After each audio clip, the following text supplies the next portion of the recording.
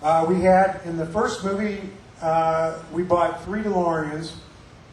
2 of them we modified and used intact, and one of them we had to cut the back of it off because there's not enough room to get a Panavision camera inside of a DeLorean to get the shots with the camera over Michael J. Fox's shoulder looking out the windshield where you see the road going by. So those were shot on a stage, what's called process photography. Today they do it digitally and do it with a green screen, but we actually had footage. We went out and shot footage from a camera car on the road at the mall and every place else that we need to have these images. And we projected them on the stage with Michael in the car.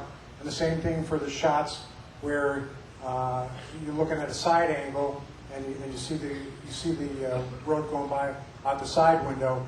The car windows are so tinted and so distorted that to really shoot that, it wouldn't have looked like anything anyway. We tried it. When we went to do the sequels, we restored those cars that had been on the Universal tour, and we bought 3 more.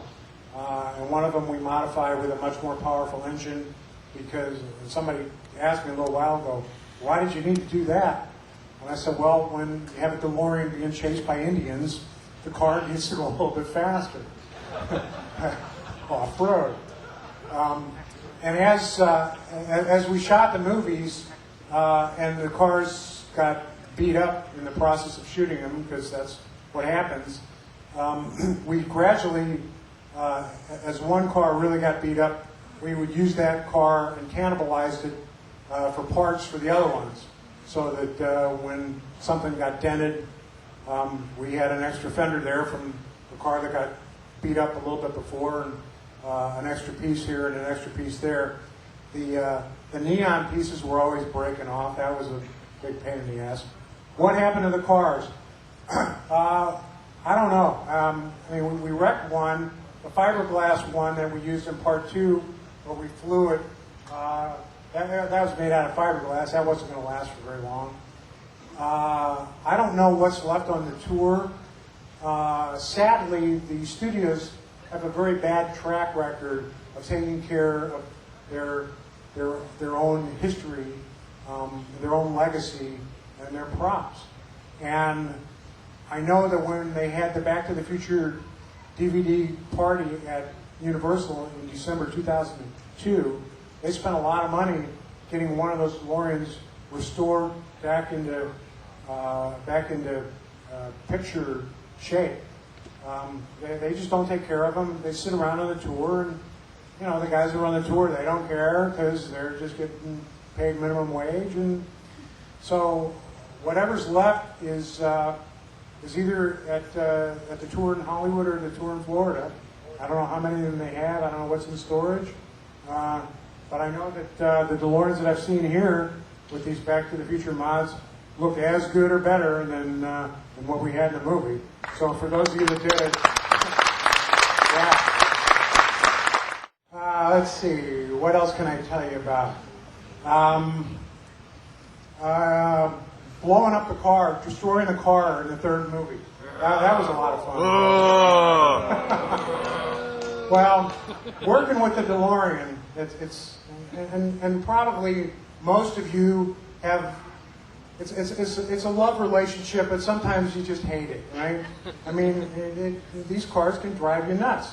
Well, multiply how it drives you nuts by about 250, because that's how many people you have standing around on a movie set when you're waiting for the car to work, to turn over for a take, and it doesn't, because these cars look better, the original ones look better than they ran.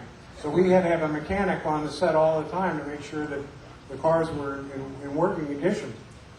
So anyway, there was a part of us that we really wanted to destroy a car because of the headaches it had given us, and we're guys. We like to destroy them, Well, the question was how to make sure when that train hit the car would we get the spectacle that we wanted? Now, I was a little bit first concerned as a producer. You know, you hear these stories when you're a kid. Well, you know, if you put a rock on a train track, you can derail a train. I tried to derail a lot of trains, it didn't work. But still, you know, that's one of those urban legends. So I talked to the guy from Southern Pacific who's driving it's the engineer of this huge locomotive. I said, is there any chance that when you hit this car it could derail the train? This guy just looked at me and he laughed. Oh, did he laugh? He said, there is no way this train is going off of this track because of that damn little car. But nevertheless, we weren't sure what was going to happen in terms of what it was going to look like when the train hit this car. So we had our special effects guy, Michael Lantieri, he pre-scored the car. He cut it apart. He didn't completely cut it apart, but he put cuts in it in strategic places, and then he loaded a little bit of primer cord in there. So he was there, so right at the point of impact, bam, he pushed that button. And if you watch the DVD and you step frame right at the point of impact, there's one frame where you can see that explosive going off. That's what that is. So to make sure that that car splattered all over Oxnard there, that's what we did. Let me think what else. Oh, okay. Speaking of derailing things, when we were doing Back to the Future Part 3, in the scene when the locomotive is pushing the DeLorean, that's a real locomotive and that's a real DeLorean, and the locomotive is actually pushing the DeLorean down the tracks. But there was a serious question that we had to deal with, because although a DeLorean can't derail a train can derail a DeLorean.